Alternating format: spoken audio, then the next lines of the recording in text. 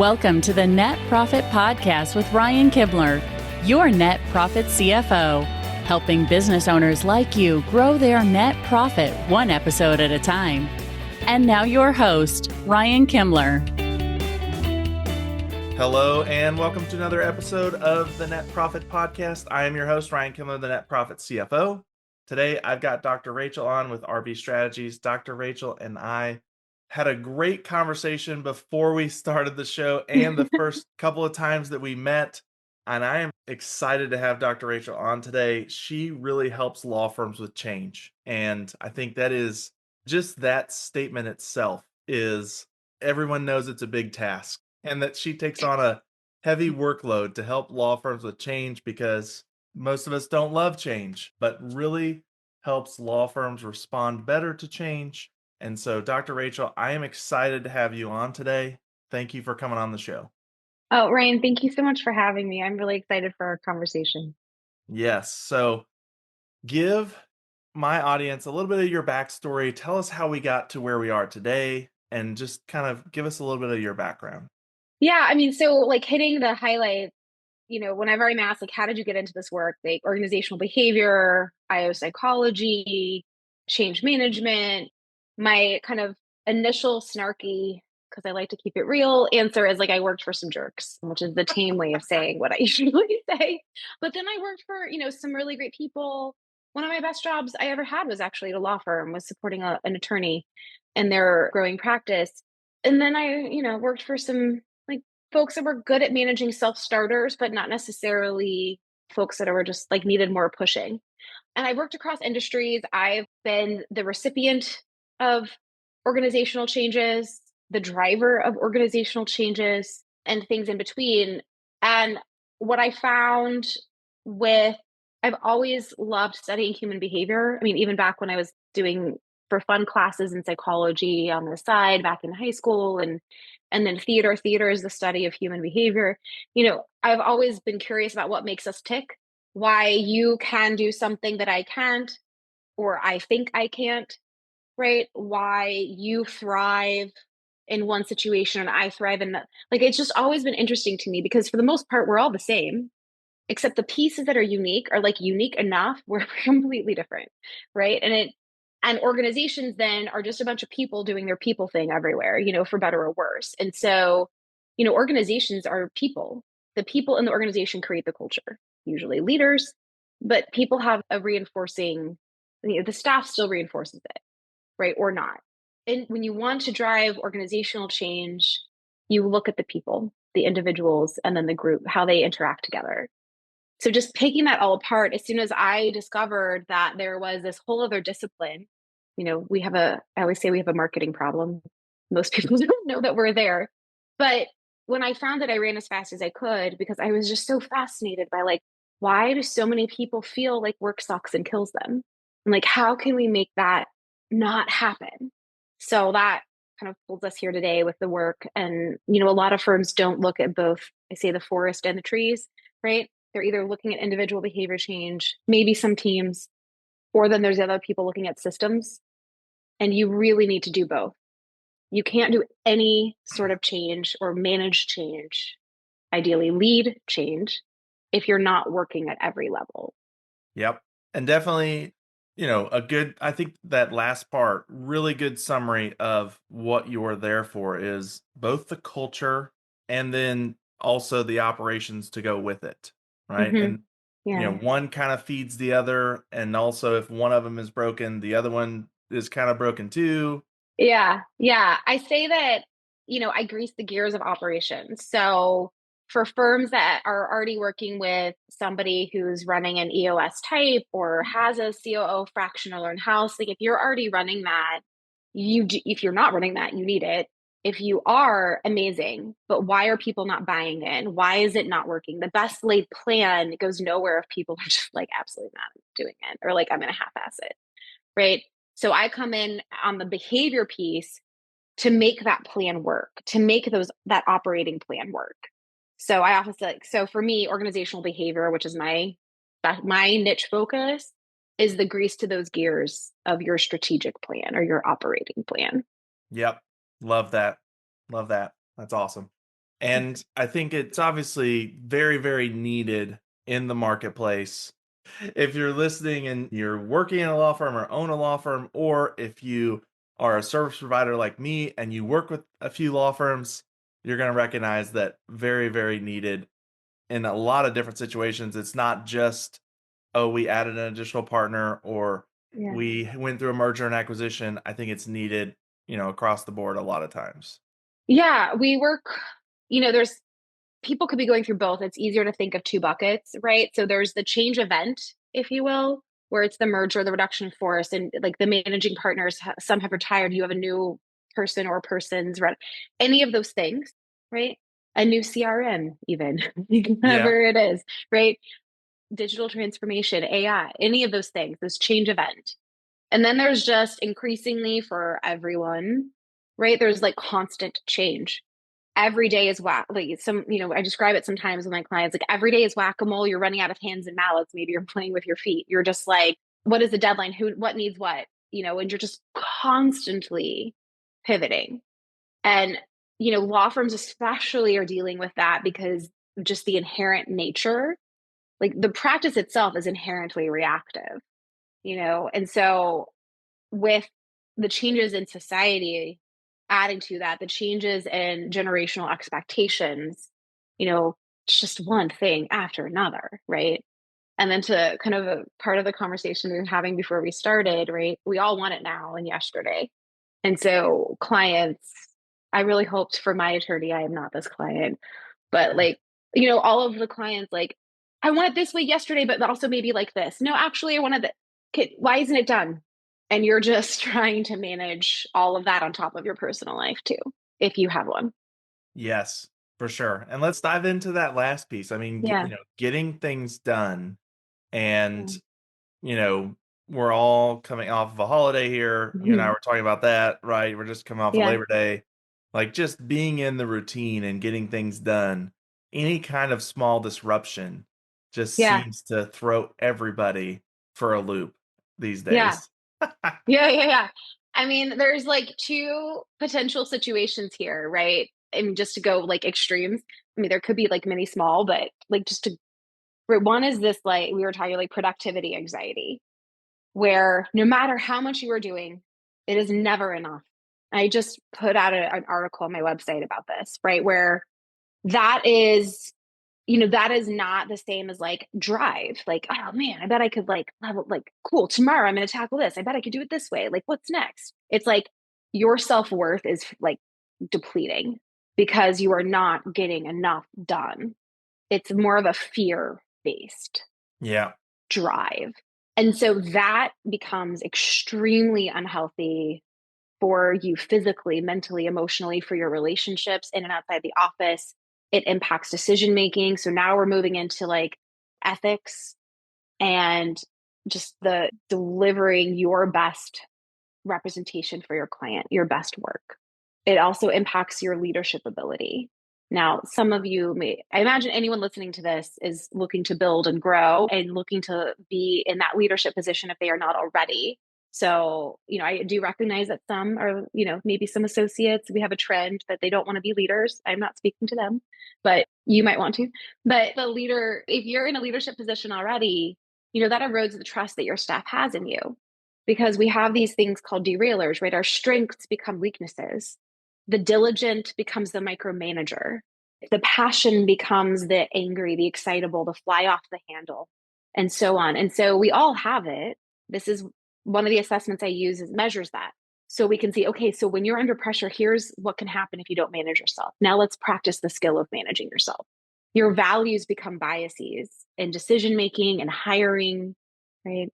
And so on. And so as you drill down that, as that productivity anxiety goes up, right, we open the door for all of these negative results, these negative impacts. And then all of that, of course, eats away at the bottom line, right? For Because it's sure. impacting your ability to do the work well.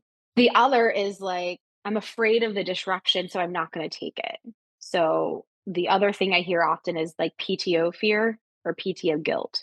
The guilt part is I don't want to take off because I don't want to burden the people who are going to cover for me because I know we're all overwhelmed. The fear is like either I'm afraid of what's going to be waiting for me when I get back, or I'm afraid I won't be able to get back into my groove if I come back, right? And so that's like almost like a pendulum swinging. We Yeah. want to find the middle. We want you to take your break and actually be able to unwind while you're on it and like really break, and then manage that reentry with a little bit of systems change maybe. But there's some things you can do operationally to make that easier before and after.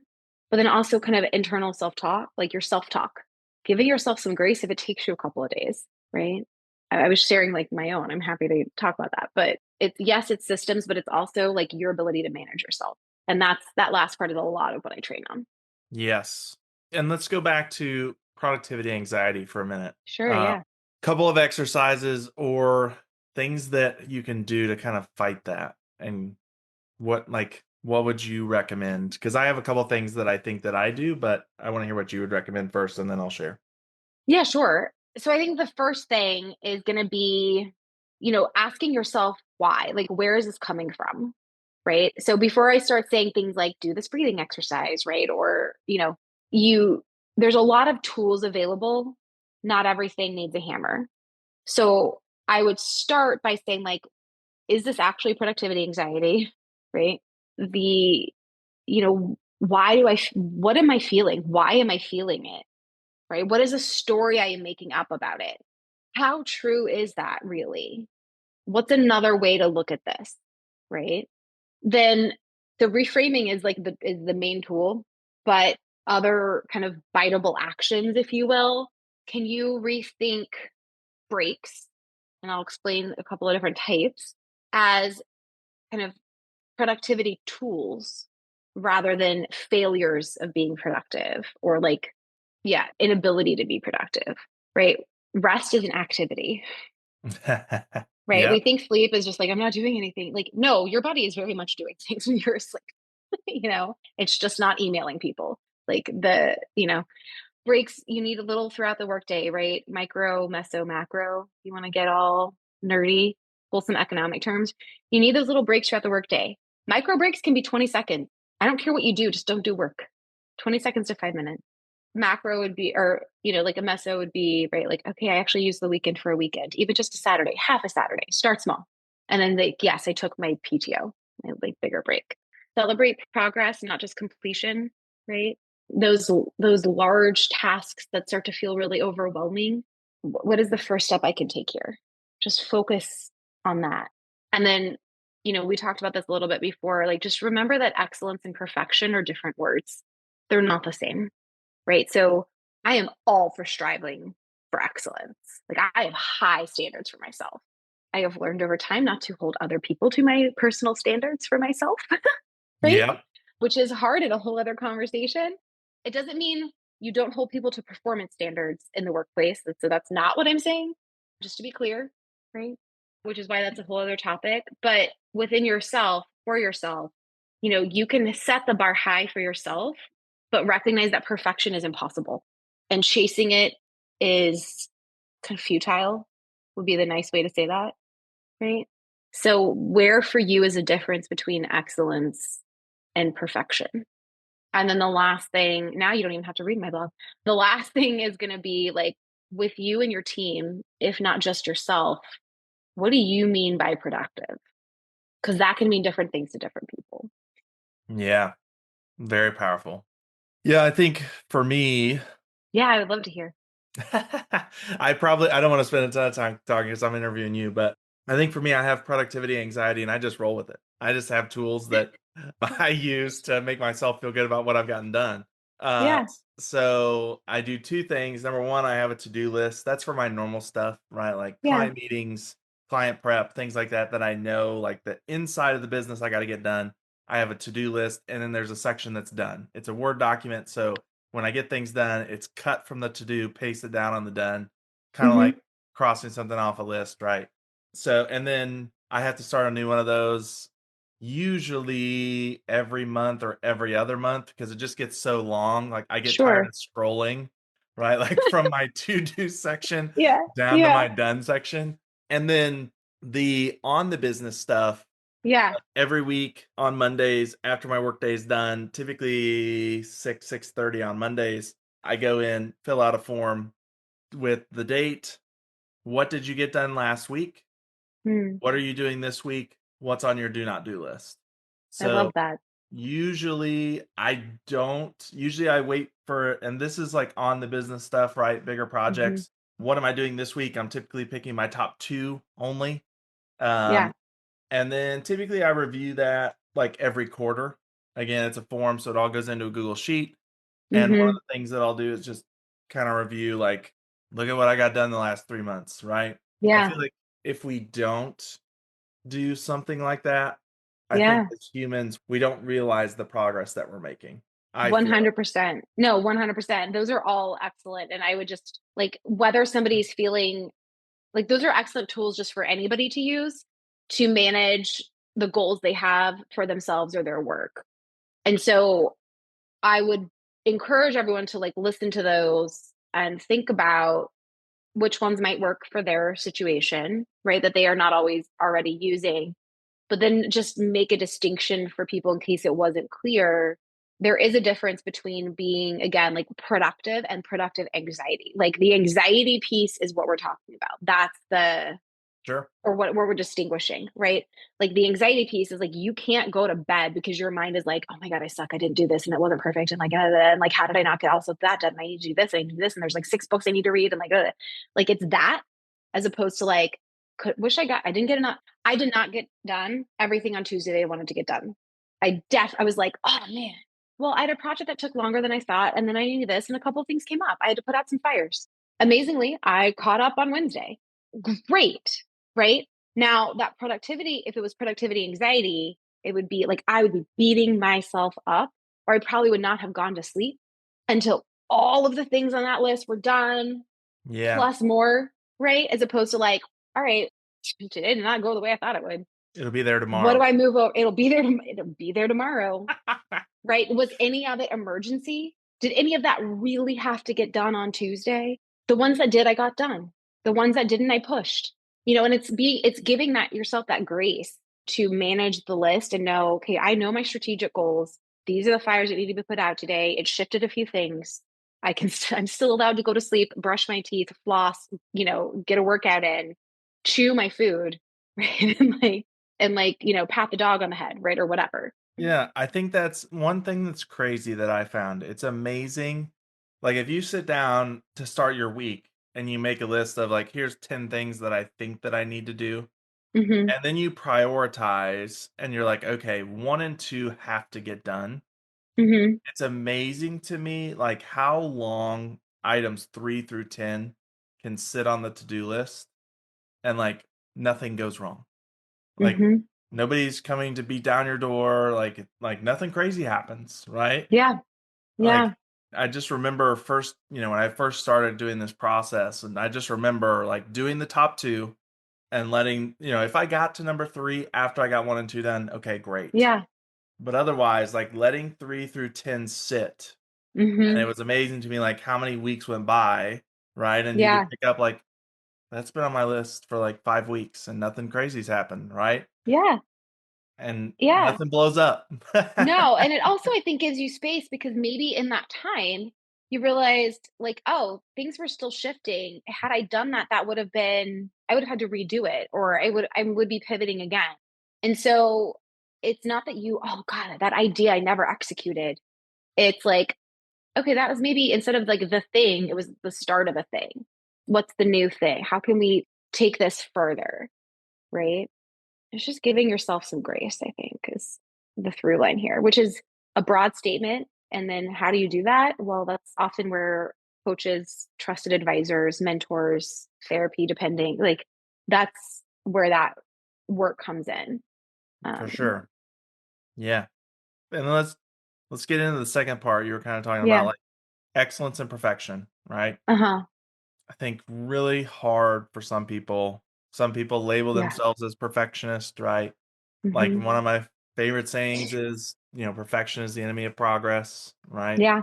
I think, I'm with you. I hold myself to very high standards and Hmm. I do things in an excellent way. And we also have to balance that with getting things done and then moving forward to the next 20 things you got to do or whatever, right? Yeah. Yeah. Yeah, I think so. I mean, there's some discussion about in the psychology space, right? Personality as a trait, as a personality type. So, before I even knew that, I was like joking around, or not joking around, but I was kind of jokingly, snarkingly being like, oh, I'm a recovering perfectionist. You're always in recovery. And it was true, but like, my God, did I realize how true that actually was, right? Because if it is your personality type, like, yes, you are always in recovery in the sense that you are always going to have to manage that internal urge to like, oh, but it's not, right? Comparing myself to my version of the best that I want to be, that other person. That comparison trap is huge. But, setting that like nerd discussion aside, is it trade? Is it not? Like whatever. The kind of the how you approach it is still similar in the sense of, again, that self-talk, recognizing that that is an issue, and that it is, if for you right now the word perfection feels like the same as excellence, and you're like, no, like I can, that's to me, I push myself to the high standard, but I recognize like it's going to be good enough to get it done and good enough to move on. Like I'm good. Then this part is like not for you, but just be aware that eventually it might flip for you. And for the people that has already flipped for, especially attorneys, right? Like one comma is out of place, things can blow up, right? So like I get that there's a high level of diligence required, but again, that is not the same as perfection, especially perfection in every single standard of your life or every way you live your life. For me, I learned some of these lessons, in hindsight, I'm grateful that I learned them so early, but it really sucked to go through them, in my 20s, where, you know, I had so many different forces coming at me internally and externally that pushed me into burning out, where that line between perfection and excellence was so blurred that like that was my self-worth. How much did I get done? Am I there yet? Am I perfect enough for the standard that needs to be met? And so I know what happens. It will destroy your career. It will limit and erode your personal relationships, your sense of self. And it will likely take away that thing that you thought you loved, right? The thing that got you into this space, the practice of law in the first place. And I don't want that for anyone. And so that is why it's so important to just check yourself every now and then, like, hey, does perfection still feel healthy to me? Should I reframe this as excellence? What's really the goal here? What's the real standard that has to be met here? And then you can start doing some of the other, like that reframing work, that self-talk work, working with a coach or a therapist to move that down. For sure. And I think as I look at the workforce today, right, the Mm-hmm. things that we're talking about here, I think for a lot of years went undiagnosed, right? That Mm-hmm. all over the marketplace, no one had solutions for this kind of stuff. And I think it's why, there's a lot of employees out there that like Sunday night, right? It's anxiety before I got to go back, Mm-hmm. right? Like Yeah. even to the point where, now we have commercials on TV about not wanting to go back to work on Monday, right? Yeah, it's crazy how much content is out there talking about like adulthood. It's awful. Ah, right? Like, when did it get so bad? Right? Like, I actually love being an adult. It's amazing. Like, I have my own car and money. Like, I don't have to ask my parents for permission for stuff. Like, Yep.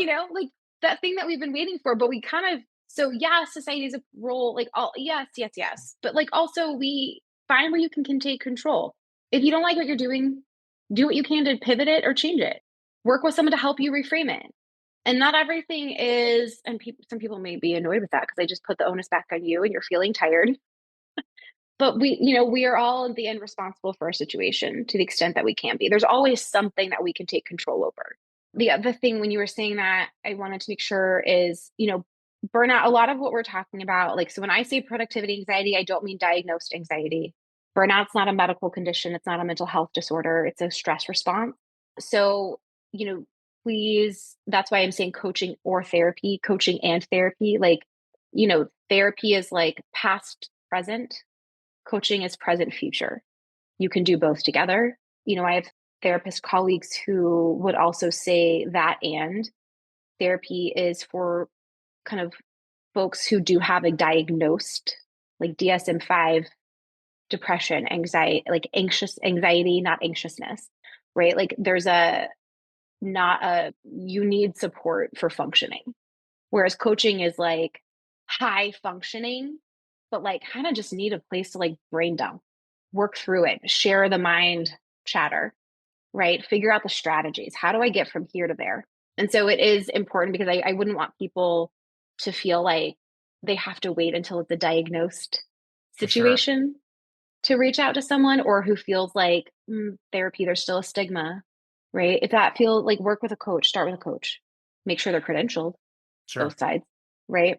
But I think it is an important distinction, and just know that you can work with both. Like I love working with like in tandem with therapists. We complement each other well. For sure. Love that.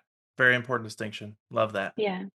Well, Dr. Rachel, thank you so much for taking the time. I want to give you Thank an you, Ryan. opportunity. Yes, best place to find you. You have a book, and I know you have a workshop coming up as well. So, best place to find all of those things. Please let my audience know. Just my website. So Rachel Boehm, BOEHM.com. And I'm sure show notes, whatever, Google me, Dr. Rachel Change Chaos. Hopefully should get you there too. But Yes. RachelBoehm.com is the easiest place. All right. Awesome. Well, we will make sure to get that in the notes. And again, thank you again for coming on the show and taking the time. Thank you, Ryan. Absolutely. Well, until next time, everyone, go accelerate your profits. See ya. Thank you for listening to the Net Profit Podcast with Ryan Kimler. Make sure to subscribe or follow the show on your favorite podcast app. Don't forget to check the show notes for our guest contact information and to connect with Ryan on his website, netprofitcfo.com.